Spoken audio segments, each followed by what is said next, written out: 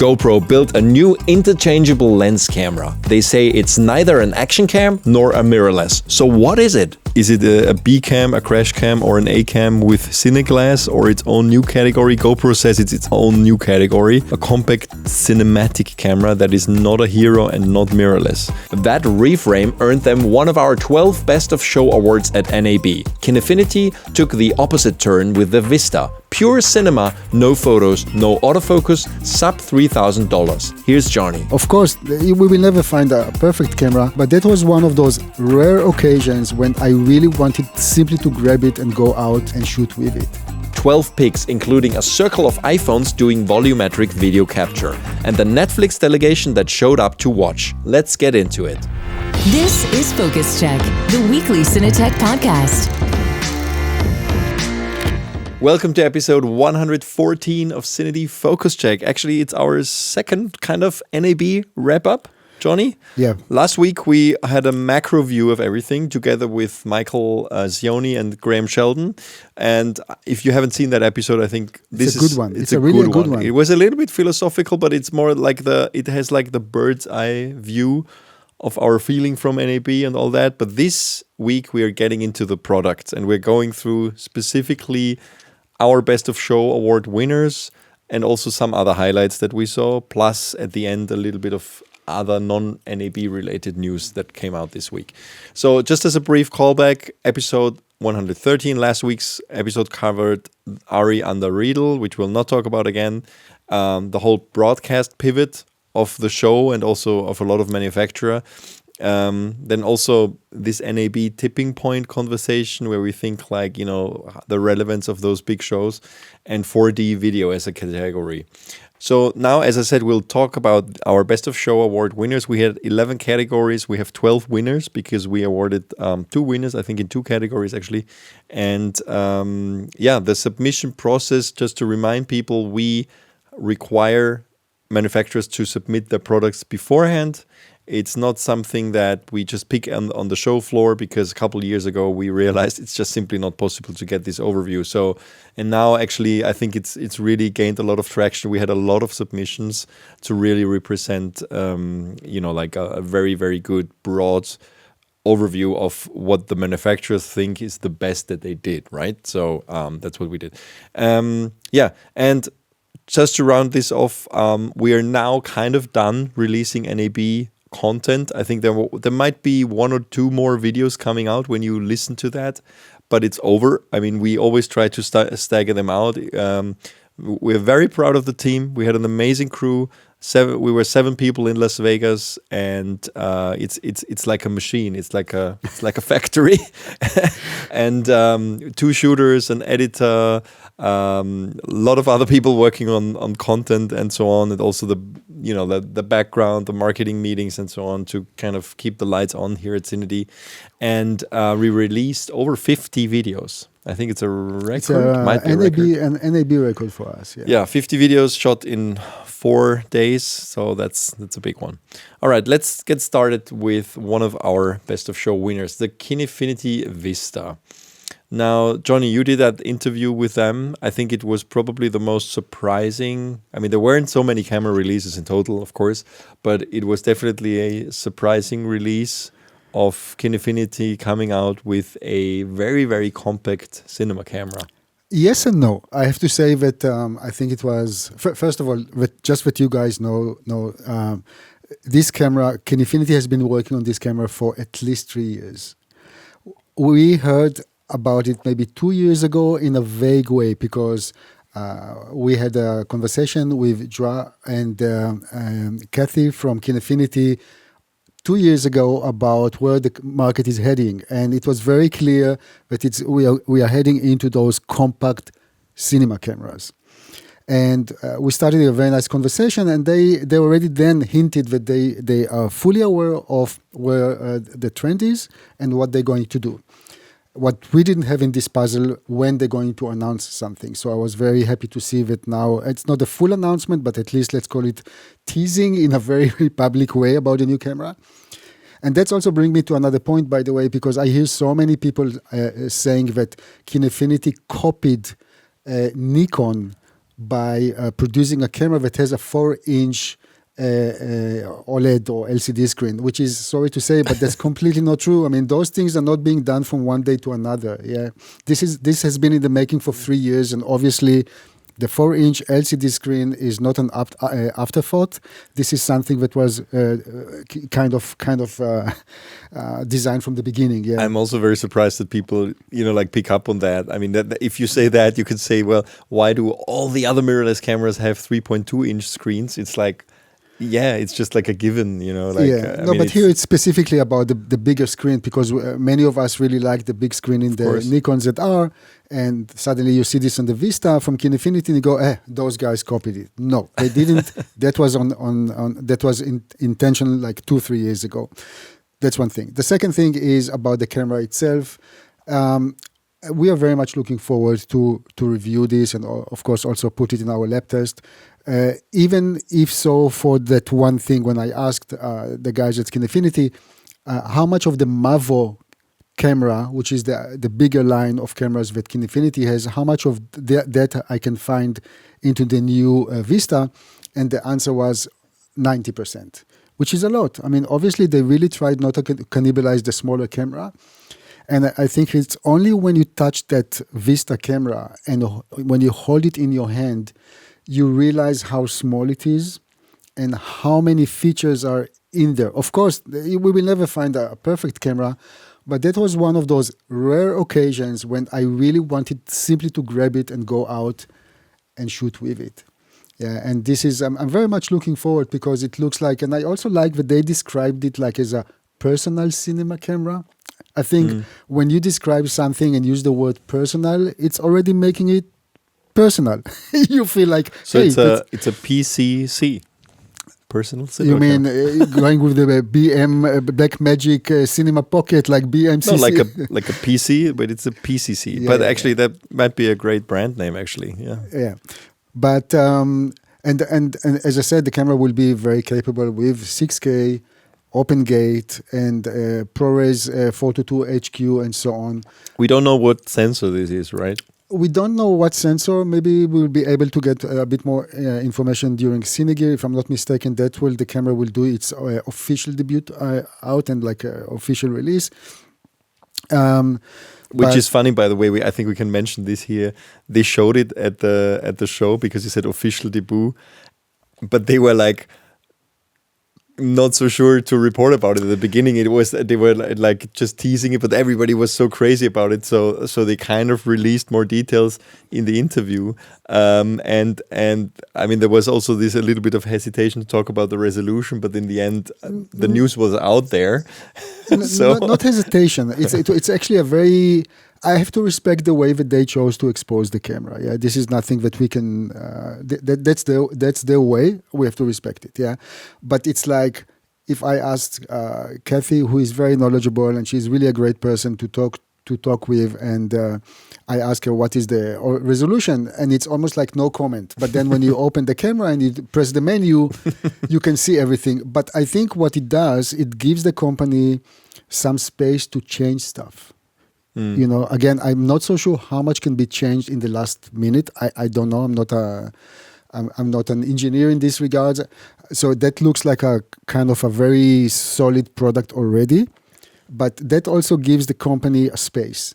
So, because at the end, don't forget, that's going to be a sub $3,000 camera, which, by the way, this is again non-official figure.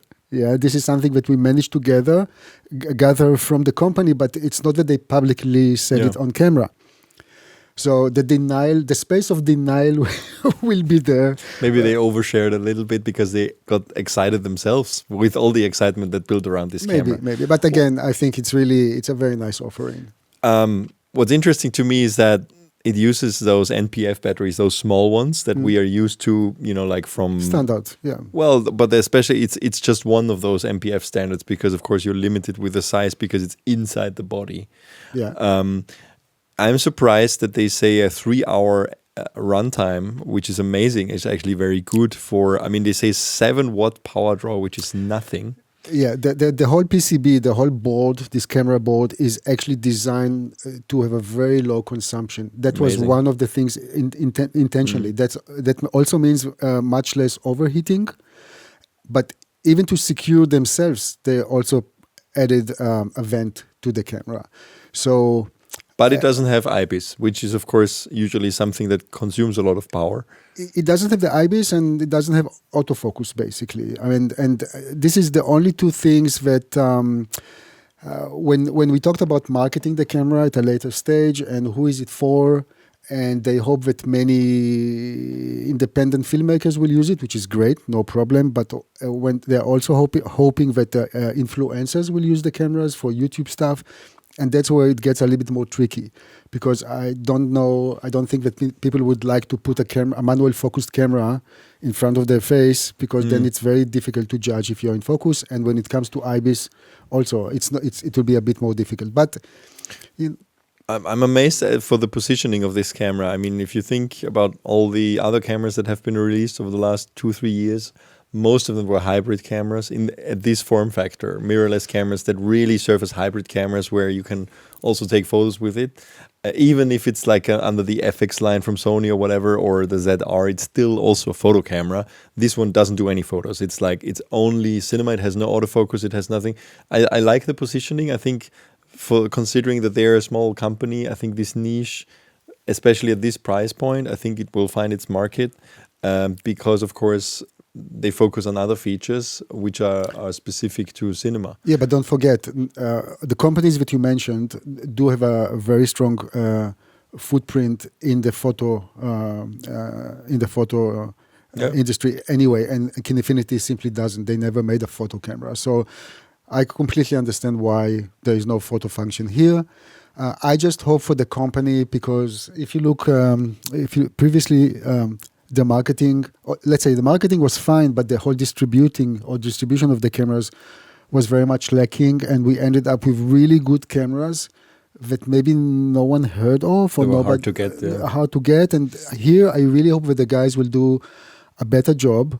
I'm saying this not as a criticism, but as I really hope for them. It looks like a very capable camera, and I would love to see as many as possible people using it, because that also means. It will mean cash flow for the company and further development. And, this is always a chicken and egg thing here. And I really hope for them that they will succeed. Do we know codec and recording media? It's a CF Express Type P. Okay. One slot there is there. And codec, as I said, it's up to 6K. Sorry? 6K. It is, 6K, but ProRes is there, and from what I remember, there's also H.265. Mm-hmm. What I heard from the company, that they also might be considering to do internal ProRes RAW recording. Again, not official in any way. The camera might be capable to do this. But this is something that maybe there's also some discussions that they either have to do with Apple or with others. Yeah. But for now, when it will be shipped, there will be no internal recording. We'll talk about the Pixboom a bit later, because they announced ProRes RAW internal recording at this show, which also means that Apple seems to be open to kind of giving this license to smaller companies like Pixboom or maybe Kinefinity. Yeah. All right. Great. So we definitely look forward to checking this camera out. Of course, there's not even an official announcement on kind of dynamic range. We will check it all. We will check all that. But it was just interesting to me, because usually, I like that they don't overstate. Like they just tell what's there, and are a bit reluctant to overshare, and that's usually for me a good sign. Yeah. Let's move on to the GoPro. GoPro announced the Mission 1 series, and it was very funny for us because, we had some, we all know the situation of GoPro, and that, there's probably been a little bit of a lack of innovation over the last couple of years, in our opinion, and we reported about that a few times, actually. And when they announced the Mission 1, we're a little bit skeptical, and so it is one of those occasions where talking brings people together because when they showed us how the Mission 1 ILS specifically, that's their interchangeable lens camera version of that new camera, works and what it's meant for. I became more and more excited even during the interview about this product. And I think this is definitely, if you haven't seen that video, it's definitely worth watching because it's very long actually. It's very good, Nino. You did really a great job interviewing here. Well, it's very, they also, I mean, we rarely do an interview with two people, but in this case, it was with Christopher and John from GoPro. John is in the development and Christopher is, I think, in PR and marketing. And they know their stuff. I mean, they really know their stuff and they really were able to kind of answer every question. Now, the interesting thing is, of course, the kind of the elephant in the room is like, who is this camera for? Because they say it's not an action camera anymore.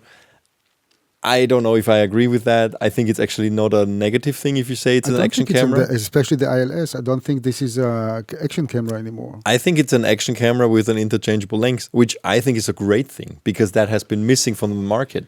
I want, like, I said it in the interview and I said it in the article too, is basically we've been asking those companies that do action cameras for a very long time to finally either make interchangeable lenses or just a narrower field of view because they're all very wide angle, which of course you get tired of this view, of this look, and it's also always been on every production I've ever worked on using GoPros. It's always bit of a headache, and GoPros and other action cameras, to kind of fit that footage to other footage you shoot with other cameras. It always, not always in a negative way, but it definitely always sticks out as action cam footage. Like even if you do proper grading, it's just different field of view, and it's kind of course they have the straight mode and it's not always fisheye and so on, but still it's a very, very wide angle field of view, and it's not always useful to have that. Now, arguably, I think they kind of course, there are crop modes and so on, but crop modes are not the same, especially when you talk about such a small sensor and, like cropping into something that small doesn't make the quality better. Now, I think they kind of superseded that goal because what I was expecting at some point to have interchangeable small, tiny lenses, which were specific to a camera like that, but they just decided to literally put a Micro Four Thirds mount on it, which is in a way genius because there's a lot of very, very small Micro Four Thirds lenses. You can have pancake lenses. You can even use a C-mount adapter and then have those, like CCTV camera lenses, which are very small and with different focal lengths. There's a lot of flexibility here. On the other hand, it immediately bears the question, like where is the line between this and the mirrorless camera? And then because you're lacking the electronic connections on the lens, you're lacking autofocus, you're lacking aperture control. And that must be noted in big time. If you have Micro Four Thirds or like Micro Four Thirds lenses with electronic connectors, those lenses will not work on this camera. You will not be able to control aperture and such. So don't count on it. I mean, you will literally need manual lenses. That has to be very clear. And I think, although that was discussed in the interview and also it's mentioned in the article, I think people must be aware of this because there are a lot of what used to be Olympus lenses over there, and of course Panasonic lenses and from other manufacturers that are electronic with electronic built-in inside. Those will not work. I personally think that the Pro ILS is not an action camera anymore, even only for the reason that it's not sealed, and a lot of the action movement that you would like to do are probably not possible in terms of stabilization. It has a stabilizer. I know, it has the same stabilizer. But it will be a digital stabilization. It's always a digital stabilizer, also on the normal one. I know, but we still need to see how it's going to work on this Pro ILS with the interchangeable lens. I'm just saying, for me, this is moving really into the mirrorless territory, and it just brings mirrorless cameras into a different dimension, something extremely compact. Again, I wish there was a electronic viewfinder, even if it's a small one, because again, you end up with a very small screen. But we saw already, if you run with this camera, it's very small, and a very small lens from a third-party manufacturer it might be what you're looking for. Yeah. If you want to use this as a mirrorless camera replacement, you will be very disappointed. Why? Because that's There are not what plenty it's of- meant for. And I think because exactly talking the about things the you ILS. talked about, no autofocus, no aperture control, I think it's simply, you immediately lose the benefit of having a small camera because you have to rig it up. You will have to use a monitor, you will have, or a viewfinder, you will have to, like, I think the benefit of the small camera is completely negligible. Also, you have a crazy crop of 2.7 times. That's perfect. If you have I go the stable, to Africa and I need to do safari stuff. yeah, but if you have the stabilizer enabled, it's 3 times. It's for that, yeah, sure, but it still is something small enough that you can put it somewhere. Let's say it's just a car shoot. I mean, we've done kind of a format like this before in a car years ago. What we used at the time were Sony action cameras when they still made some, and sometimes GoPros. And we had, I think, 5 cameras across the car. And for those of you who remember the format, it was called On the Go. We're driving through LA and Amsterdam and Las Vegas and I don't know where, doing interviews with people. The problem always was the framing. I mean, you literally, you do shot, reverse shot kind of thing, but because everything is the same focal length, basically something like a 24 mil equivalent, it's just too wide. With this, I would be able to use the same GoPro mounts, everything the same, just a tiny bit larger lens, and just really do like a standard portrait, like 50 mil equivalent or something like that. That's amazing for me. For this, I would never use a mirrorless camera because that really is too big. You couldn't put. I mean, we've done another show with mirrorless cameras actually, but that was in a bus. But yeah, that's where it becomes a little bit limiting. But to use this, I don't know the real except for using it as an experiment.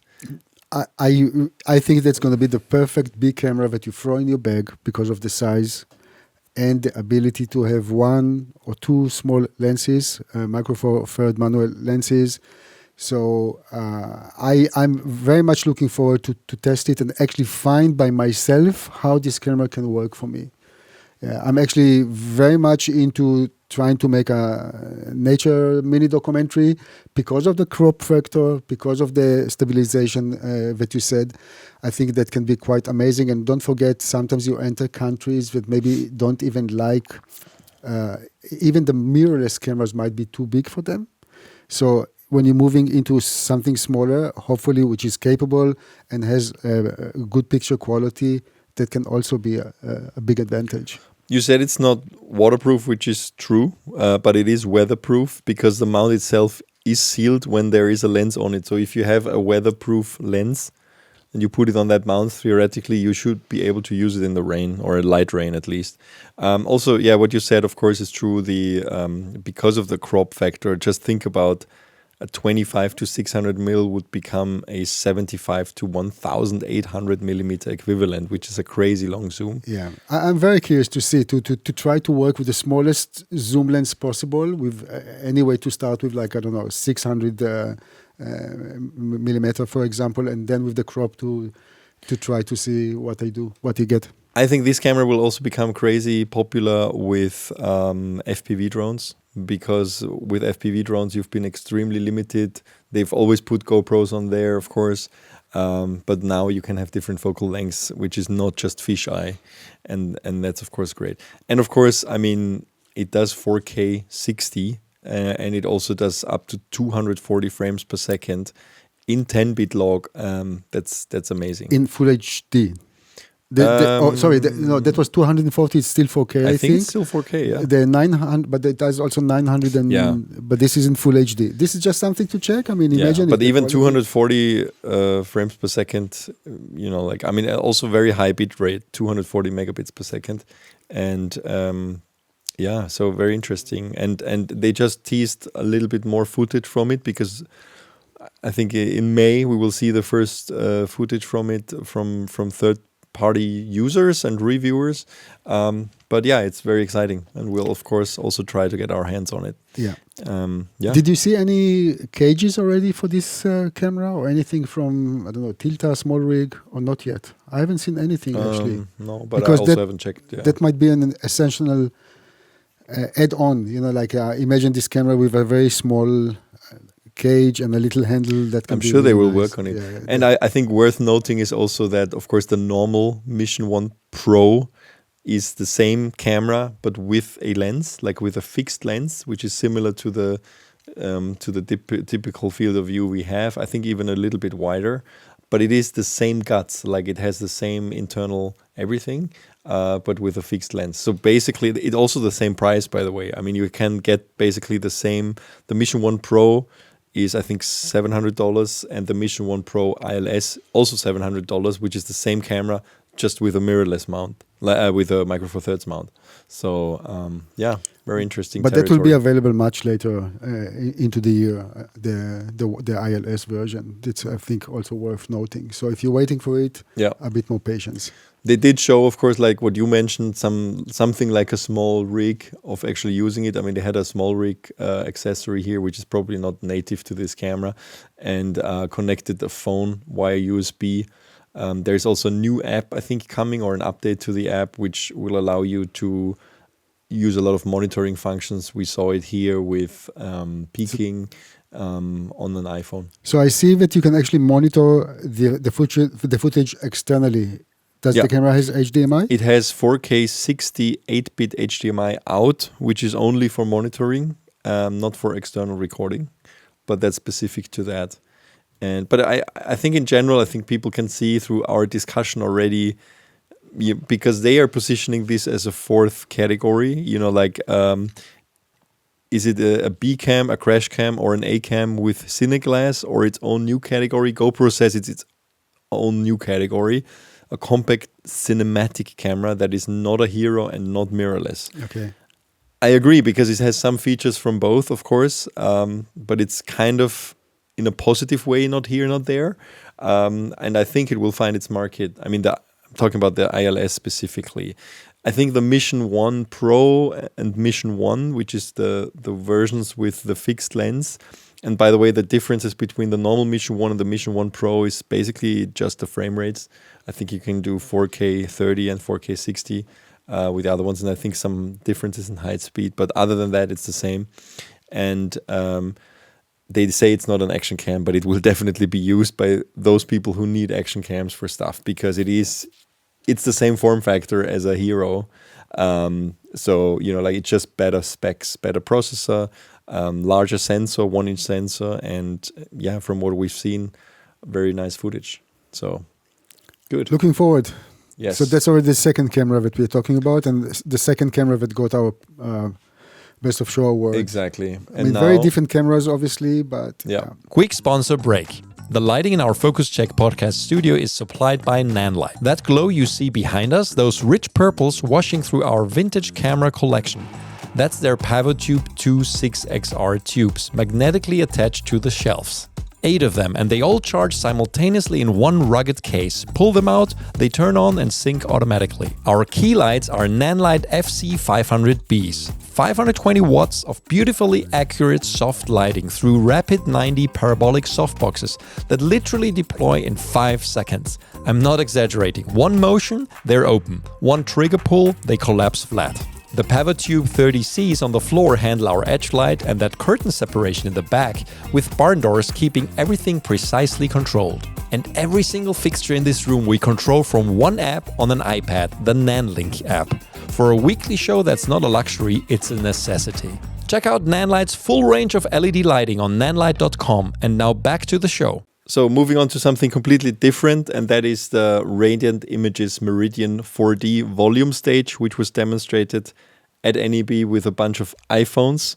Now, they all only demonstrated this for volumetric photos. And we also did a second video for OpSpot with the company 4DVAI, which actually demonstrated a similar solution using the OpSpot cameras. Now, for those of you who are only listening, this is a bit hard to explain, but I will show you the example for the 4DVAI demonstration. So basically what it is, it's a video you can move in. So imagine you have a lot of cameras around you in a studio filming a person mostly, or whatever is happening in the middle of the studio.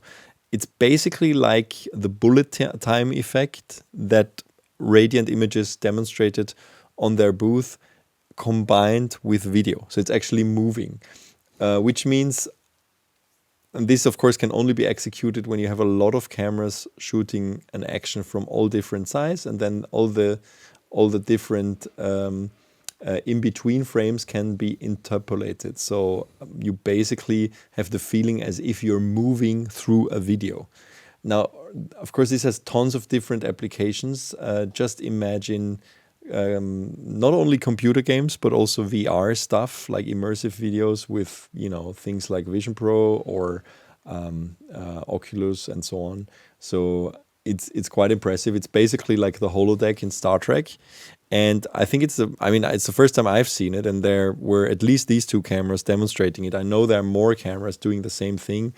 A lot of those companies are from China who have been experimenting with this, and it's already finding a lot of applications. When I was at the Radiant Images, the OpSpot booth with 4DV AI, the demonstration, there was like a huge delegation from Netflix checking it out, and a lot of other streamers. So they all, I think it's fair to say you can expect a lot more content to come from this. And the reason why it's taking off now is various. I mean, first of all, the processing is now there, that it can actually process this immense amount of data.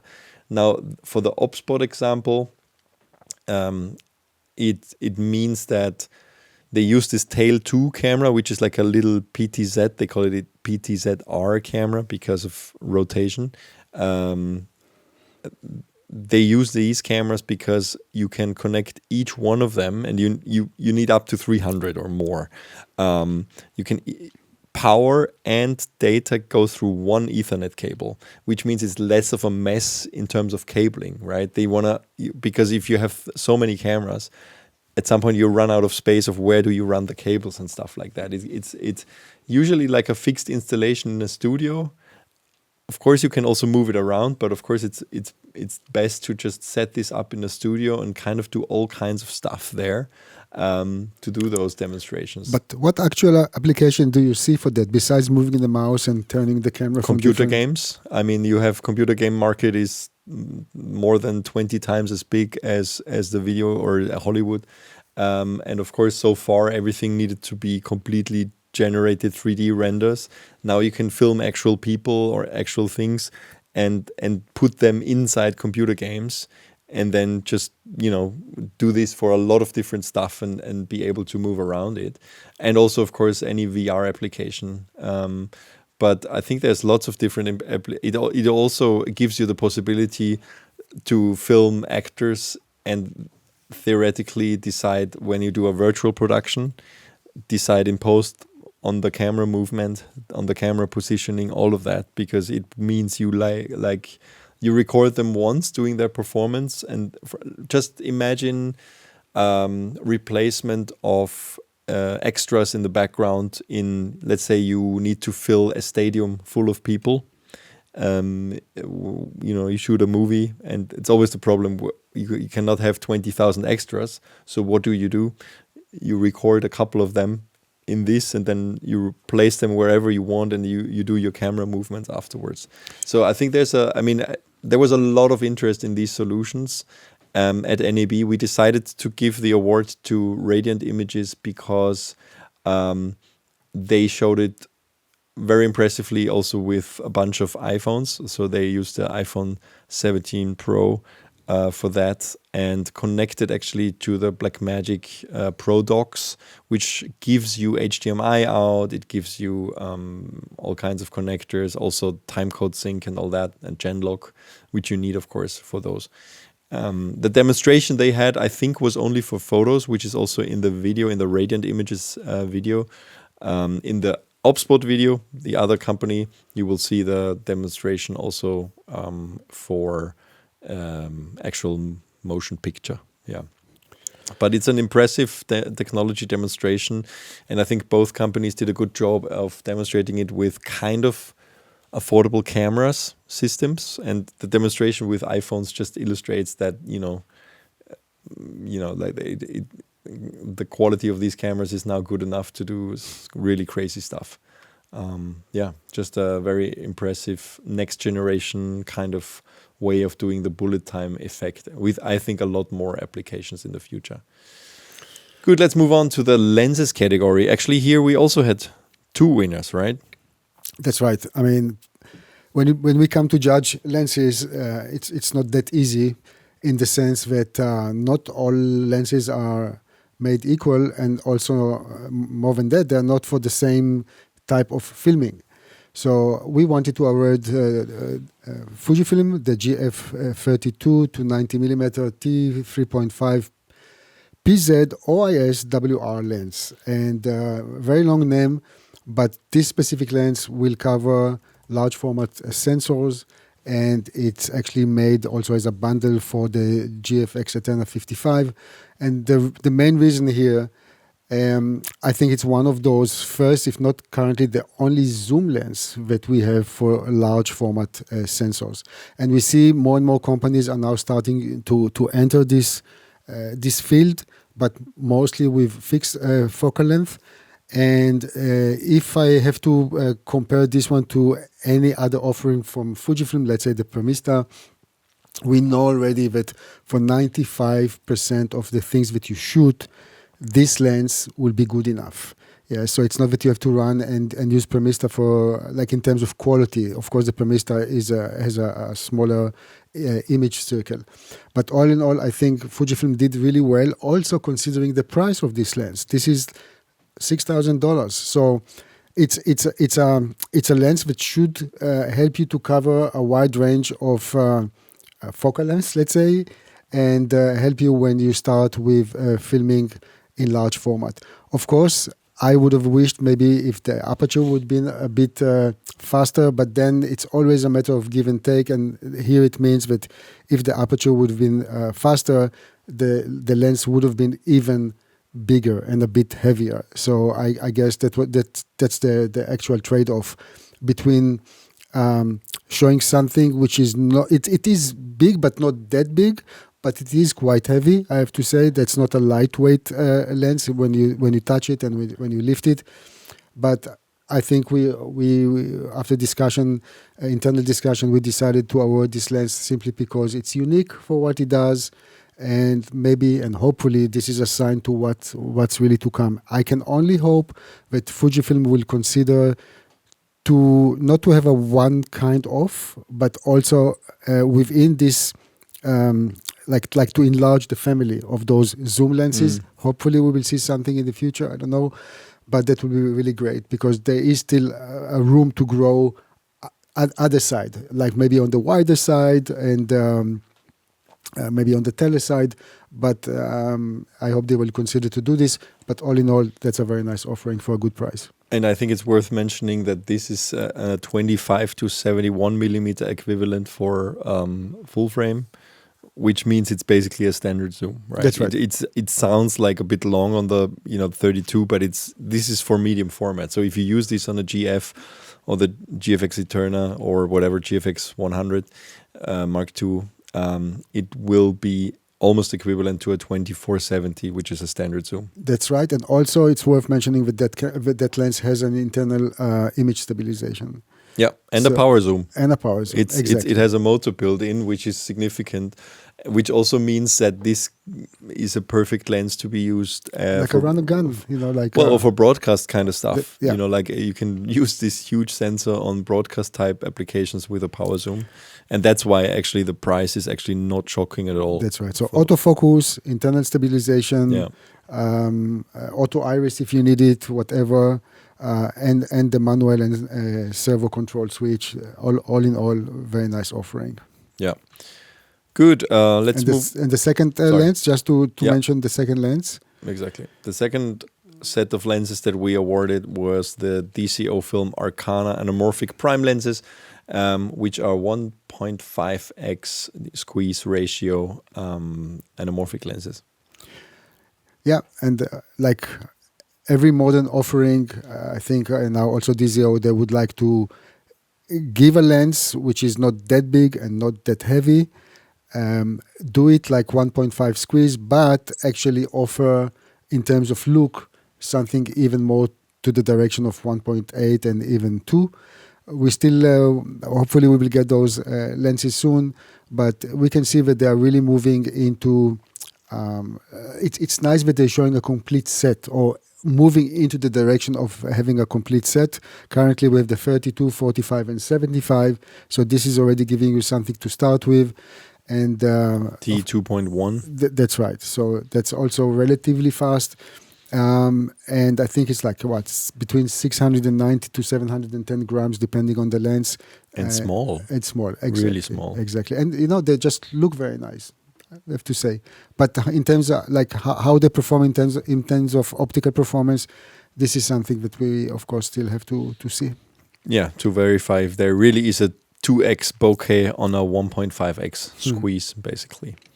All right, moving on to lights. For the lighting category, we decided to award Nanlux for their Evoke 5C, which is really tiny point source lights, which are really extremely small that you can really pocket. It's really pocketable. With a lot of modifiers. Yeah, I really have to criticize a little bit the marketing material that we got from the company, because it do really injustice to the light itself. When we got the material, there is nothing that can compare sizes. It's only when you put it on the palm of your hand that you see how small it is. Yeah, and that's really amazing. Like in the old days, you put a pack of cigarettes next to something. So yeah, well, we are non-smoking site. yeah, but still, yeah. Yeah, it's enough to put it next to your hand and see how small it is. It is really tiny, and I mean they sell this as a full set. You can have, I think, 8 of them with lots of different modifiers, and I like also the ecosystem they're building around it. I mean, the cool thing is that it's basically, I haven't seen any hard light at this size. I mean, we've seen soft lights which are similar sized, like palm sized, but you, like as the saying goes, you can always make a hard light soft, but you cannot make a soft light hard, right? So I like the starting point here to really have a spotty kind of source, and then be able to put something like a Fresnel on it, which can make it even more spottier, or like gobos and all kinds of things. It works with batteries, like it has a battery. You can use it wirelessly. It works with a Nanlux app to control it. Yeah. I think it gives so many opportunities. If you need to light small spaces, if you need to light a car, if you need to light a corner of a room and don't have much space at the back, there's or even shelves and everything. I mean, you can hide these things so easily. I think this will be extremely popular. We've actually seen them. This was also one of those things, a little bit less than Kinefinity, but they showed us this February, at BSC, BSC in London and asked us not to report about it. I was like, no, we want to report about it because it looked so cool. And now finally it's officially out. And I think there was a lot of excitement around this in general. But I think it's one of those cases where I think the manufacturer, I mean, they understand the potential, otherwise they wouldn't have made the product. But I think this could be one of their best-selling products ever, in my opinion. They probably underestimate how many people will want to shoot with this. I think you really have to see the video, guys. Yeah. Because only when you see the video, you understand how flexible the whole ecosystem here. Like, it's almost like a little Lego stuff. You can really, you have the core thing, which is the light, but then you can adjust in the front and adjust in the back, and you can really do a lot with it. The native beam is only 20 degrees. Everything is magnetically connected. I think one of them is only $220, and the full kit with 8 of them is less than $3,000, but includes a lot of modifiers and stuff like that. And if you want a single light, it's only $265. So they literally have two of those kits to choose from. Yeah, and it's just really, really small. I mean, it's just, like you said, people have to see this. Of course, all the ratings are CRI, TLCI, 98 for both. And it's just impressive. And I think 15 minutes of full output with a built-in battery. And then there's also a battery grip, which can extend it to 4.5 hours. So even if you need to put this in a car, for example, with the battery grip, that can work. Yeah, just really cool. But now, from light to image, let's move on to Atomos. Atomos, we awarded them one of the Best of Show awards for their Sumo Pro 19, which is a complete redesign of the Sumo. It's a 19-inch 4K HDR, 1200 nits monitor. Has NDI, it has 4 ISO and 1 program record, camera control over Canon, Fujifilm, Nikon, Panasonic, Sony. It has the cloud upload for Atmosphere, Frame.io, Dropbox, and retails at around $2,900 or $2,000 or 2,800 euros. Johnny, you did an interview with Peter, which was only partly about this monitor. Let me just ask you, like, I think Atomos has been criticized quite a bit from the community over the last year or so because they went into a lot of different categories with products. And of course, the one that they know the best or have done for the longest has been monitors, which is also illustrated by their frequent acquisition of Flanders Scientific. So you actually sat down with Peter and talk about all those things. Yeah, so Peter Barber is the kind of new-ish CEO of the company. I think he took over around a year ago. For me, it was more important, let's leave the products aside. For me, it was more important to hear the man himself about the company, because when he took over, the company was not in a great shape. We know this, yeah. And this is always, especially in such a small industry like ours, it's very important to be in contact with the people, to be in contact with your customers, to present your merchandise in a certain way, and most important, to keep a good name of the company. So Peter, by the way, he's one of the founders of Blackmagic Design, and if you look at LinkedIn, actually he's marked like this even still today, which is a bit surprising for me, but it's nice to know that he might be still involved. So he's very knowledgeable and he's very capable. And obviously, the first thing that he did was to try to stable the ship, and that was the important thing for me to see if Atomos kind of put a lot of the stuff from the old days behind and how they intend to move forward. And Peter was very open-minded, but also he spoke openly about the issues and how he intends to move forward. So it was refreshing to know that the company, at least it looks like the company is in a good hands, and they do have a plan. And as Peter described it, of course, we saw some products like audio stuff and whatever that we were like wondering, why are they doing this? I mean, it looks like a cooperation with some companies. And Peter had a very simple answer. In order to bring new products to the market, you have to, of course, design, plan, and so on, and that takes time. So just to bridge over the time until introducing new products, they needed to come up with something, and there was a demand. We know it from companies like, let's say, Manfrotto, for example. Some people that like a certain product from a certain company would love to buy other products with the same brand. So it is legit to do so, and to some extent, for some companies, it is working well, maybe for others a bit less, but now I understand the philosophy behind introducing components or products that do not belong to your core business. That's one thing. The second thing is the acquisition of Flanders Scientific. That was also quite important. It's a very significant move for Atomos. And again, here I think Peter made because some people were like concerned. Just to remind, if you don't know about FSI, this is a company that's making really high-end reference monitors. And some were concerned, what will happen now to the company? So the company will continue to develop and, of course, act as an independent body within Atomos. And I think this is a brilliant move from Atomos, because Flanders Scientific might be known in the US, but in other parts of the world, like Europe and so on, they literally lack distribution. Yes, not so many users knew them. So here, because Atomos is literally a global company, I think they will be able to push high-end monitors from FSI also to other territories, and that's quite important. One thing which, when I'm looking at the portfolio that now they have, if the Sumo Pro 19, I think it's around $3,000, and one of the reasons that we awarded it because the internal are all new, much modern, much more capable. So if this is €3,000, the FSI Flanders scientific monitors start at, I think, 10,000. So there is still a gap. There is a room to grow. There's a lot of room for Atomos to introduce like in between products. And I will not be surprised if this is something that we might see within the next year or two. But I think you guys should know that Atomos is kind of back.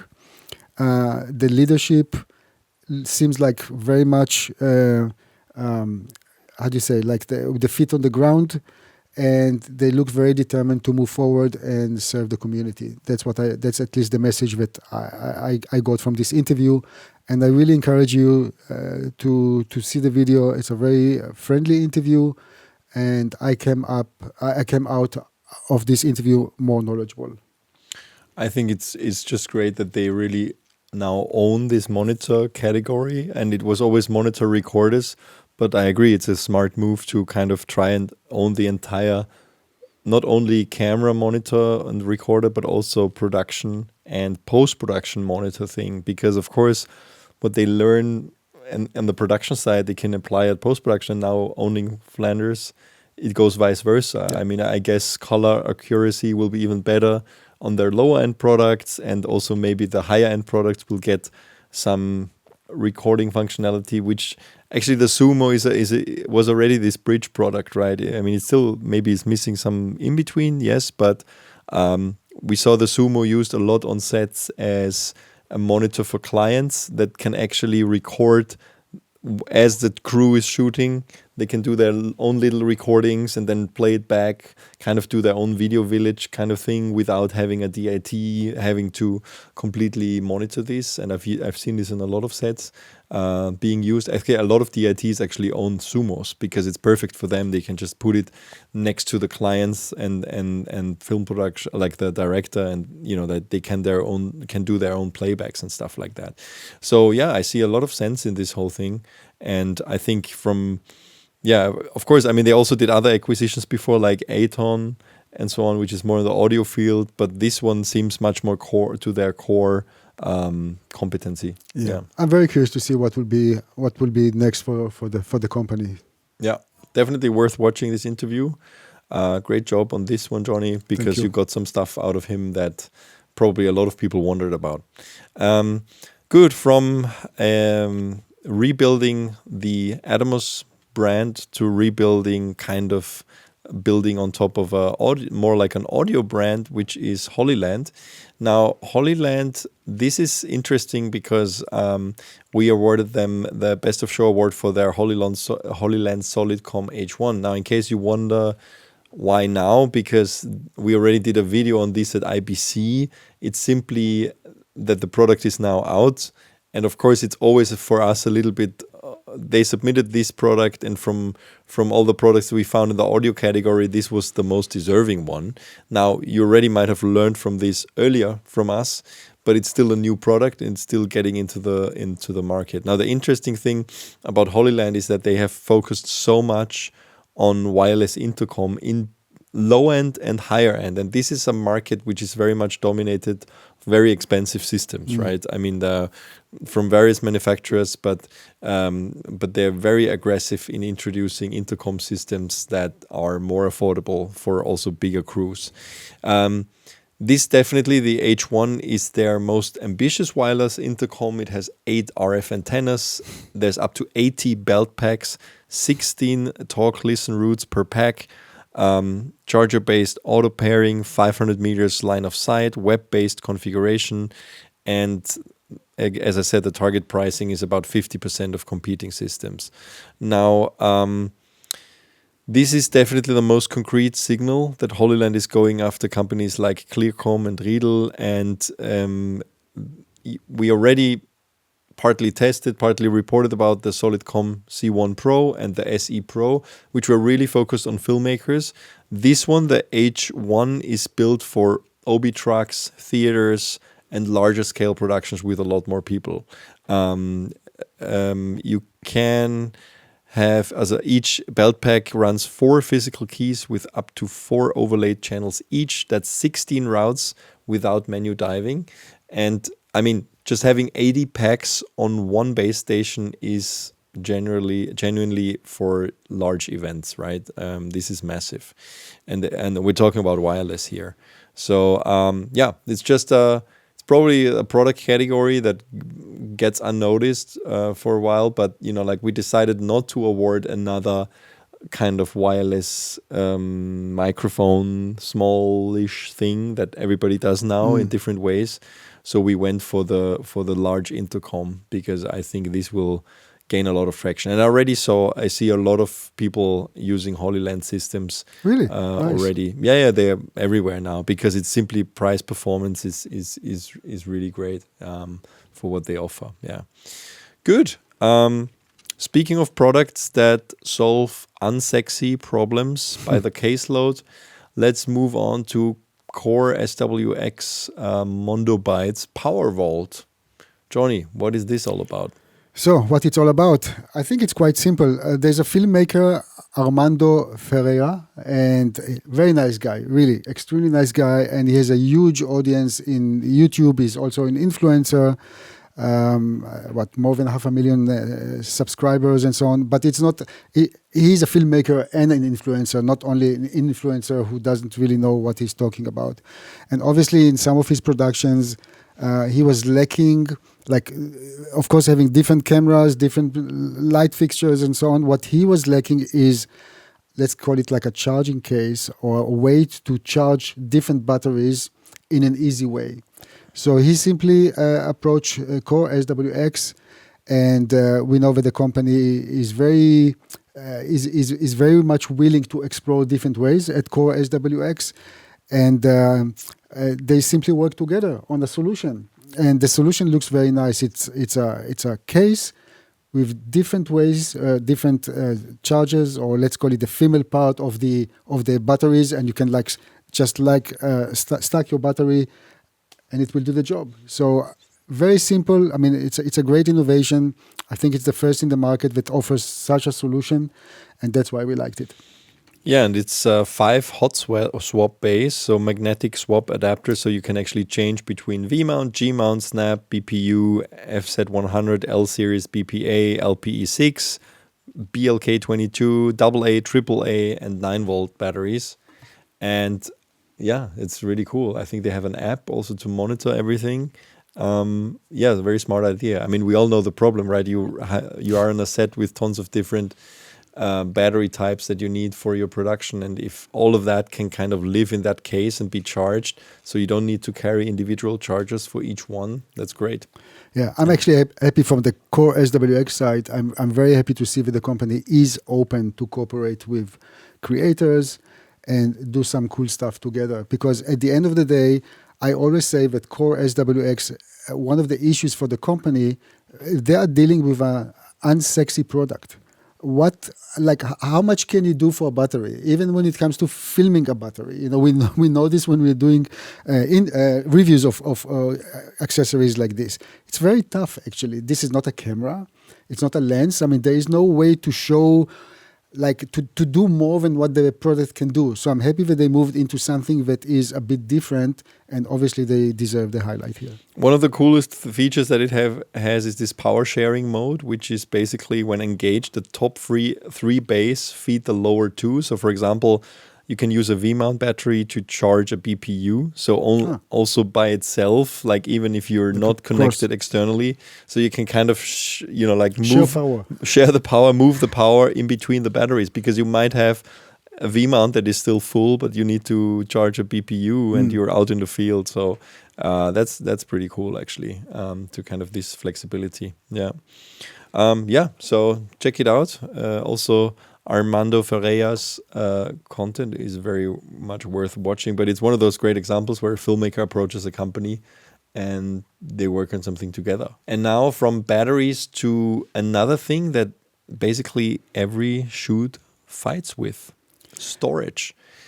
We awarded the Iodine Pro Mini with one of our Best of Show awards. This is a pocket smart drive. It is a small SSD drive, as many others, but it has a lot more features than most of the others. So basically, it has an e-paper digital label, so you can put on whatever you want on that label. So for example, you can put on the label what's actually on the drive.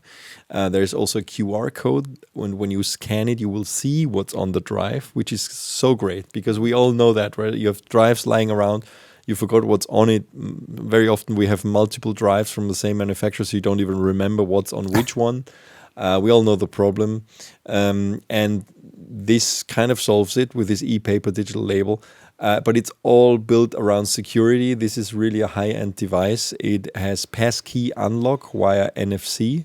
So, for example, we could, as CineD, like all our people could have access to that drive and NFC unlock it with their phone, but nobody else would be able to unlock it if they, like if we lose the drive or somebody else gets access to it. If, for example, we work on a lot of, like NDA stuff of unreleased products, and then we have to store that stuff somewhere. It makes a lot of sense. It has Find My, Apple Find My, and also Google Find My built in, which means you can literally track it with your phone. Like if you ship it, for example, to a post-production house or between set and a post-production house, you can literally track where it is. It has a hardware RAID 6 across those NAND chips internally. So even though it's a tiny little pocket drive, they run RAID 6 across those NAND chips inside, which gives you an extra level of security, of course. It has air-jet solid-state cooling and a sustained 3+ gigabytes per second data rate. Now, it is pricey. It's $1,500 for the 4 terabyte and $2,200 for the 8 terabyte. However, I think, like I did a long, nice interview with the Iodine co-president Mike Shapiro, and I think he's also one of the founders of the company. And I think it makes total sense for productions to have this. I mean, it's usually the one thing where people, like save money and they buy just the cheapest drives. But first of all, we know that slow drives slow down productions, and actually the overtime or whatever will cost you more than actually spending a little bit more money on a better drive. But it's just the security aspect of it. It's actually funny to me that every computer and every phone that we have is biometrically safe through Face ID and Touch ID and whatnot. But most of those drives are not safe, right? You can literally plug in a random drive and read whatever is on it. So they're really cryptographically protecting these things, and it's so important for production data and a lot of other data, of course, as well. I think all the benefits that you just went through, this is the reason why it's more expensive. And I think it's just we can't compare apple and oranges. Dumb SSDs are just for copy pasting stuff, basically. But if you need to do much more with your, let's call it, personal storage device, this is probably the answer. That has been in development for the last 3 years at least. And there is a lot of innovation in there, especially when it comes to overheating, because those things tend to heat. Yeah? So they're using completely new technology to surpass the whole heating issue here. And it took some time. They eventually got it right, and I'm very much looking forward to have one in my hand and travel with it and see how it works for us. And it's also important to say that, it has sustained data rates, right? Because a lot of drives will advertise the maximum data rate, but it completely drops quickly when they get hot. And you will see this when transferring data, is that sometimes they start really fast and they go really slow. Most of them, actually. This air-jet cooling is constructed so it can really give you sustained SSD performance. Of course, we'll also test this because that's like a millimeter thin solid-state air movement without any fans. So it won't make any noise. There's no moving parts. And also a long part of this interview is, talking to Mike about the situation of storage prices, of course, with all that AI center demand. And because I wanted his insights of somebody who's literally dealing with this kind of stuff on an everyday basis, like whether we can expect those prices to rise or whether it's going to change soon in any direction. It was very, very interesting to hear from him. Also, last thing I want to mention here is that he said that they are working on a lot more features for that drive. So they will push updates to add a lot. He was very excited about that. He couldn't give me details, but he said it's going to be something. It's almost like getting additional apps for more functionality over time. And we know they've been working on this for a very long time. I think we heard about this for the first time 2 years ago, and then they presented it publicly first time a year ago or so. So it's quite exciting, actually, that it's now finally out. And yeah, so let's see. We'll definitely test it. Okay, let's talk about camera support a little bit. We awarded one of the Cinity Best of Show Awards at NAB to a company called XLS Designs for a product called Killdozer. We have a couple photos here. So basically what it is, it's a weather-sealed CNC machined cage system, which you basically have a Pixis 6K. They also have one for the Nikon ZR, and it's weather sealed. So you can still operate the camera fully in there, but it's completely protected, which is kind of amazing. And it has so many mounting points, and you can put it anywhere, but it makes the camera, it looks almost indestructible. But you know what is the most important thing? The people behind it are really amazing. It was so nice to talk to the people behind the product, and obviously this company, we are not always reporting about their stuff, but they're quite strong in producing cages, and it was just a pleasure to talk to them, submit their award. It's always nice to make people happy. Yeah, no, it's a really cool concept. Of course, it's kind of niche, but I think applications. Yeah, it's built for extreme use, and that's not what most of us are doing. But it's good to know that there's a solution in case you need more durability and be able to do extreme stuff. Yeah. Let's move on to a post-production award that we gave to Adobe for kind of reinventing their color mode in Premiere Pro. So it's a ground-up redesign of color grading inside Premiere Pro, which of course was always predominantly an NLE, and then we had DaVinci Resolve kind of eat into the editing space coming from color grading, and now what they're trying to do is probably vice versa, is eating into the color grading space coming from editing, which is smart in a way. So this is currently in public beta for all Premiere subscribers, and I think the award is for the design philosophy more than the actual feature list. This is a color mode that was rebuilt from scratch and with editors specifically in mind, because we all know that, like most of us probably can't afford to hire a colorist on every single one of smaller productions. So it's nice to have a more professional, more straightforward coloring capability in our editing system of choice, in this case Premiere Pro. And previous Premiere color tools bolted onto an editing first interface and kind of did some auto assist functions, and now I think they spend a lot of time in actually trying to find out what can be enhanced for editors specifically when they are grading. So basically this is just trying to bring coloring closer to the editor, which I think is a smart approach. I did a different interview with Adobe on their Firefly platform, which is a dedicated platform for their AI tools, but this was not about this feature. But it's worth mentioning that we also have that video, and also what else is new from them is their Frame.io drive, which is probably the most significant infrastructure step since they have taken over Frame.io. Acquired them a couple of years ago. So now you can mount project and they can seem like they are on a local storage, but they're not really. I mean, they're still streaming. So it's not the same as the Strata thing, the Strata Connect, but like it just mounts locally, which of course makes usage a bit easier. But we like, in general, the approach of the color mode, just to make coloring a little bit easier for editors. You can already try to use it in the beta version of Adobe Premiere 2026. I have to say it's still not working 100%. I tried to touch this, and there are some issues, but I'm sure those will be ironed, and that's why there's an open beta. But I like the concept, and again, since we are filming and editing and coloring most of our stuff, I really want to see if that's going to help me to do my job faster and better. I'm happy that I'm not editing most of my stuff, but some of it we have to. But yeah, it's definitely. I'm not a Premiere user. I mean, I'm not gonna pretend that I'm still a Premiere user. Pixboom, we follow these guys for a while, and of course the Pixboom Spark.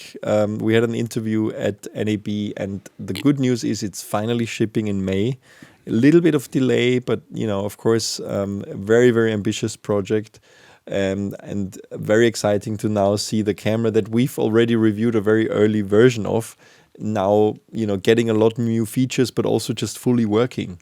And the two big headline news are that now it gets a 12-bit RAW mode, which is something that a lot of users requested, specifically, thinking about super high-end cameras like the Vision Research Phantom Flex 4K that, of course, does 12-bit RAW.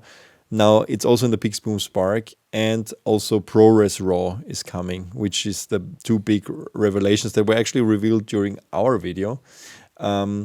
Now, it means that, if you shoot 12-bit, this will cut your frame rates, because it's a lot more data. You will not be able to shoot 1,000 frames per second anymore. I think it's going to be half or something like that, but it's still going to be much better than before in terms of image quality. So Ariel also told us that the 12-bit readout pushes dynamic range past 13 stops, which is amazing because, of course, we saw the very limited dynamic range on the 10-bit version, the early version that we tested. We didn't do a lab test per se, but because it was just a very early pre-production. But you could see, that's also kind of typical for high-speed cameras that because of the high readout speed, they have to compromise elsewhere.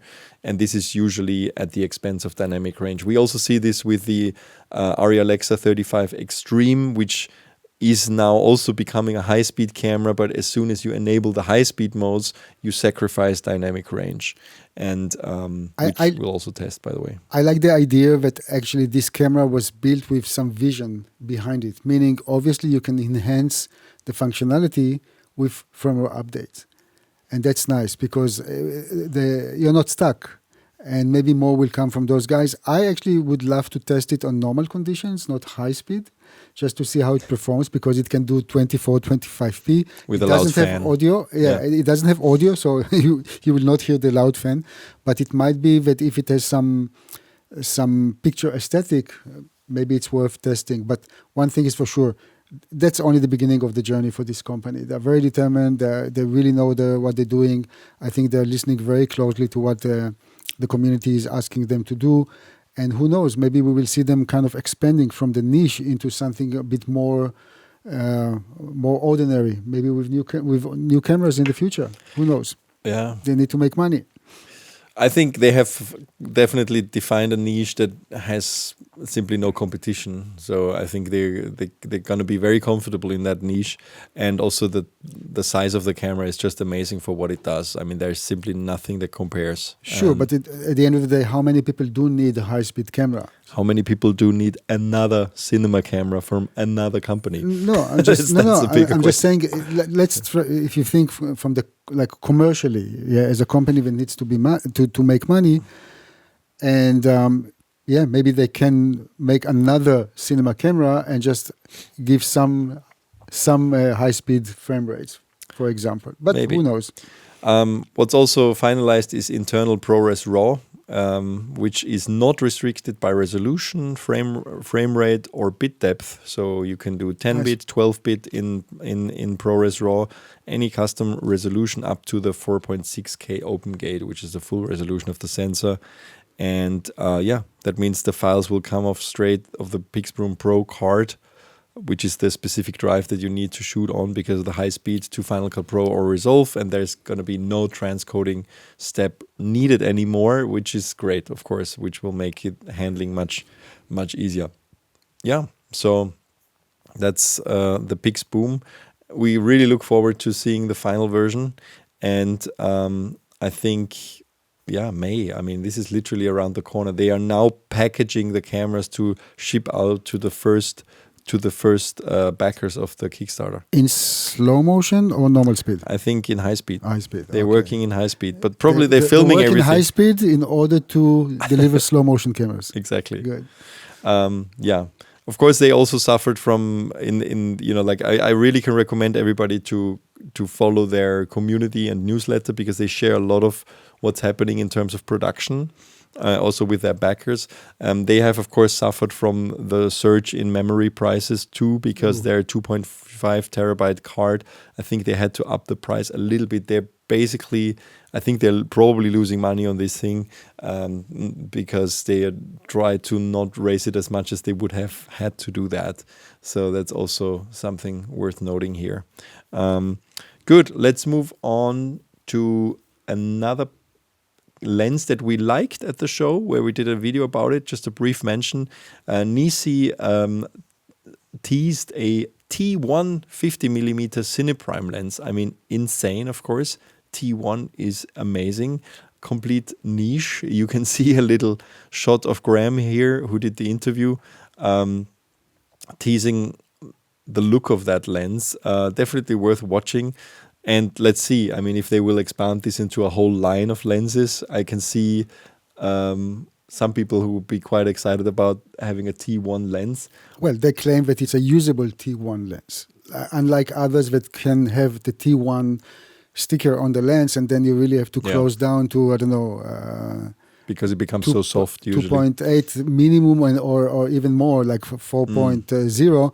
Here, the T1 is usable according to the company, so it really is gonna, it's gonna be nice to see if that's really if they live up to the expectations. Yeah, and they also teased or showed a 65mm prime for 65mm sensors, 16mm T2.9. So super wide angle for kind of medium/large format camera. Specifically, of course, made to cover an Alexa 265, Ursa Cine 17K 65, and the GFX Eterna 55 in open gate. That's a 13mm full frame equivalent on the Eterna and 11mm on the Alexa 265. Super wide angle. Also very niche, of course, but I guess if you need super wide angle on a very large sensor, they got you covered too. All right, moving on to something that I wanted just to briefly mention because I just like the type of light. They're in no way the only company making this, but we did an interview with Amaran, which is like the budget brand of aperture, about the Ray 120C light, which is a compact 120 watt COB light, which is really targeted at creators. I just like the form factor because it's so slim, and you can have modifiers for it like a Fresnel attachment, which is extremely lightweight because everything is it's made of plastic, but it feels kind of durable. So this is definitely not a production light in terms of like to live in, for rental or whatever. It's really made for creators. And yeah, I think it's not even completely new. I just liked it. It's so small. They have a little battery grip for it. You can also power it with V-mounts, of course, with a separate cable and so on. But it's just a typical kind of thing that can live in your bag. Yeah, but companies like Zion and Sirui and others are doing this for years. I know, it's just one more of those, but it's definitely worth mentioning, and it's also very inexpensive. I mean, it's $250 or something like that. Good. So let's move on to the Tilta Chrono Cine optical lens adapter, which is basically an optical adapter to allow you to attach PL lenses onto your iPhone right now, and in the future it will also be usable for some Android phones. This gives you the full field of view of the PL lens, but it means that it's a huge box. I mean, it's literally like like a little Komodo actually. And it's fully glass. There is no, it's not an adapter like with a rotating ground glass like those old 35mm adapters. So it's glass inside. It of course makes the setup kind of big. So the question is, why do I want it? Exactly. What for? Which is also, like I thought it's a great proof of concept. They were nominated for the Best of Show award. We decided not to give it because that's exactly the question, right? I think it's nice to see that it's possible. However, how many applications do you have for this? Because you're losing completely the advantage of using a phone by adding so much bulk. You can just use a full frame camera exactly. and not have this adapter and be lighter actually. So, but yeah, I guess it's a proof of concept kind of thing. And there might be some applications where, like you have a B, C, D camera, you have an additional phone in your bag, and you might want to. I'm just trying to come up with. Just happen to have an adapter like this. And but anyway, so what's the pricing on this? It's going to cost around probably $500. I think if it cost $100, like it would be something worth thinking about as something just to have in your bag for your phone as a C camera, maybe. But yeah, I think very limited applications. But of course, nice concept. The video got a lot of attention, especially on social media because of that. And other thing we really liked in terms of storage is the OWC Express 4M2 Ultra. It was a close match between the Iodine and this one for our Best of Show award. We decided to award the Iodine for its features, but this OWC Express 4M2 Ultra is a do-it-yourself Thunderbolt 5 NVMe RAID which offers up to 6,600 megabytes per second. Now, the cool thing is it's like a tiny little thing, like an enclosure where you can buy your own NVMe drives, put 4 of them inside in different sizes. I think the biggest ones you can get are about 16 terabytes individually. The ones that are easier to get are around 8 terabytes. So you would have something like 32 terabyte total capacity. And it's a RAID, so you can do all kinds of different RAID configurations. The cool thing is I think it has passive cooling, so it's very quiet. But also it is Thunderbolt 5, and Thunderbolt 5 gives you enough headroom that when you connect this to your computer, you can daisy chain. It has 2 Thunderbolt 5 ports, so you can still plug in a display and have the full resolution of the display without sacrificing the speed of your Thunderbolt connection. Because that's the reason why you want to have Thunderbolt 5 instead of Thunderbolt 4. With Thunderbolt 4, you would compromise some of that speed.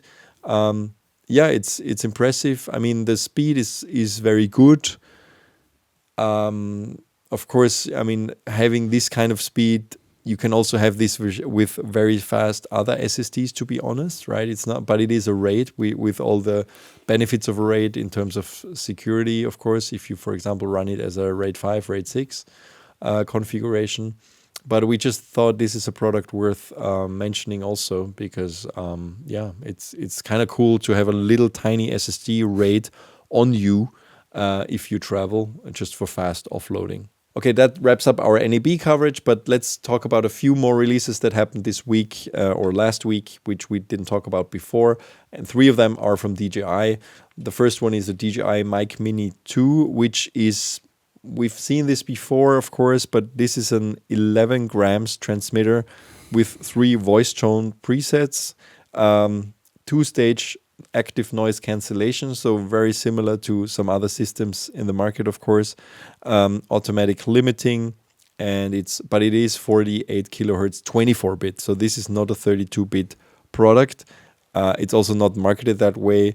It is compatible with existing products. So, for example, the existing Mic series mobile receiver pairs any 2 transmitters from the Mic Mini, Mic Mini 2, Mic 2 or Mic 3 lines, and this is around 89 euros or for 2 transmitters and 1 receiver, and 54 euros for 1 transmitter and 1 mobile receiver. So And again, this is not being launched in the US at the beginning. It usually shows up anywhere. But so yeah, it's quite. I lost overview honestly about how many of those systems are out there now. Yeah, I'm personally waiting for the 32-bit version, if at all that will help, or with the ability to add an external mic if you need lavalier. Yeah, it kind of looks, of course, expands possibilities, but looks too much of the same. And in all honesty, every time I use the DJI microphone, I don't feel like being the ambassador, like being the forced ambassador with the big logo here. Now, with this specific stuff, you can see that they're also moving into being more like a fashionable. It's a fashionable device. Yeah, if you scroll down in the article, they are obviously introducing new and more artistic covers for the microphone itself. There are like 8 colors, but they're more from a famous artist apparently. So yeah, I mean, maybe for the younger generation who is doing YouTube all day long, maybe that will this is something that they like. I don't know. Yeah. There's also another new product from DJI called Lito X1 and Lito 1, 2 new drones, which it surprised me when I saw this, because it's another 249 grams drone from DJI. I mean, now we have the Mini series, we have the Flip, we have there's so many. Neo, thank you. And they all below this magical 250 grams that, of course, allows you to fly it in a lot of places where you don't need permission. Now, why this matters, the Lito X1 is essentially what the Mini 4 Pro is as a camera package. It's the same sensor, same aperture, same focal length, repackaged for half the price. So it's really an entry-level drone, and the Lito 1 with a half-inch sensor, no log and no HDR, starts at €309. And then the Lito X1, which is a little bit more expensive at $379, has a 1/1.3 inch sensor. They claim 14 stops of dynamic range, 10-bit D-Log M, and also a forward-facing LiDAR. I think they both share the same chassis, so they basically took out some of the hardware on the Lito 1, like the LiDAR, which is a bit expensive to produce, and also took out the log stuff. Both of them have 32-minute flight time and are CEC0 classified. But one comes with a controller, I guess, and the other one is just with the No, that's phone? different. Yeah, only the Fly More combos come with the controller, for example, here at CVP. But then, of course, the price gets much higher, because actually now we're moving into a territory where the controller costs as much as the drone itself, in a way. Good. And the last thing they announced is the DJI Power 1000 Mini, which is their smallest battery system they've released so far. I mean, we've reviewed also, the Power 1000 before. This is 11.5 kilograms in a chassis, half the size of the original Power 1000. It has a built-in retractable 100-watt USB-C cable, 400-watt car charger. There's also a solar input for 400 watts, and it can recharge 80% in 58 minutes. It's cool that these things are shrinking down. Of course, it makes it much easier to have something like this in the car just with you to recharge your devices. There's always this fast charging that they offer also for their own drones. But of course, you can power anything. You can power your laptop. I think we also see them coming down in price, these solutions. This one is €579 in Europe. Again, not, I think this is probably available in the US at launch for some reason. But so a more affordable version. And the last piece of news this week is ARRI released the C-Force Max, which replaces the C-Force Plus. This is a brushless lens motor that replaces the C-Force Plus, which has been in the market for something like 10 years. It's actually, we use the C-Force Plus currently on our behind-the-scenes media cooperation with ARRI of the Eurovision Song Contest. We'll report about that probably in one of the next episodes. And now they're upgrading this to a new version, and the C-Force Plus is 15% smaller and lighter, which is good, which means you can, when you use smaller lenses, you can just move them closer to each other. The touchscreen remains to be seen how well that works. I'm never a big fan, honestly, of touchscreens on professional devices because, you know, like you can't operate them if you have gloves or whatever. But there is still, I think, a soft touch button to calibrate it probably. It's available for 15 and 19 millimeter rods. And so I think this is probably something they've tested quite a bit because the C-Force Pro, what is it called? The predecessor, C-Force Plus, actually has been in use for a very long time.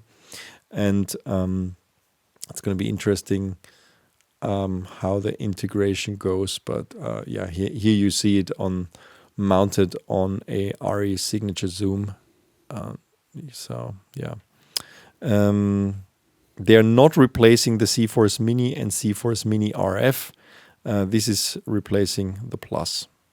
Good.